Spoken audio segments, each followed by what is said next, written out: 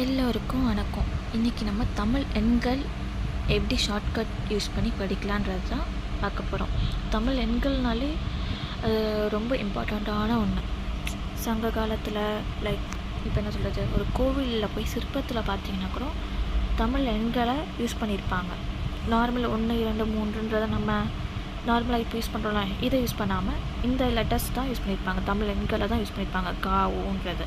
So இதை நம்ம கற்று வச்சுக்கலாம். ஓகே, ஆனால் இதை ஷார்ட்கட்டில் கற்றுக்கிறது எப்படி அப்படிங்கிறது தான் இப்போ நான் இந்த வீடியோவில் சொல்ல போகிறேன். ஓகேயா?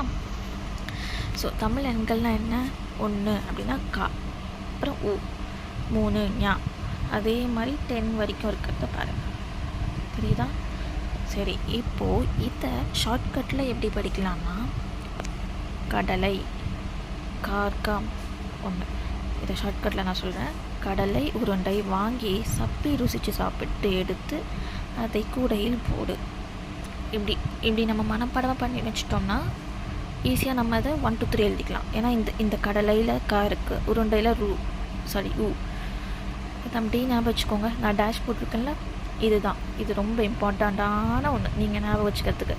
இந்த மெத்தடை ஃபாலோ பண்ணிங்கனாலே நீங்கள் இந்த ஷார்ட்கட்டை ஈஸியாக மனப்பாடமாக வச்சுக்கலாம். சரி, இந்த 10 மட்டும் படித்தா போதுமா அப்படின்னு கூட உங்களுக்கு ஒரு கொஷின் வரும். 10 மட்டும் படித்தாவே போதும், ஏன்னா இதையே தான் நம்ம ரிப்பீட் பண்ண போகிறோம். இப்போ இங்கிலீஷில் 44க்கு என்ன பண்ணுவோம்? 1 to 10 படிச்சுட்டா 4 4 44. சேம் தான், அதே தான். இப்போ 90க்கு கூ, அப்புறம் 0, அப்போ 90. சரி, இப்போ இதை ரெண்டையும் ப்ளஸ் பண்ணலாம். 90 + 12 பண்ணால் 102. 102னா என்ன பண்ணணும்?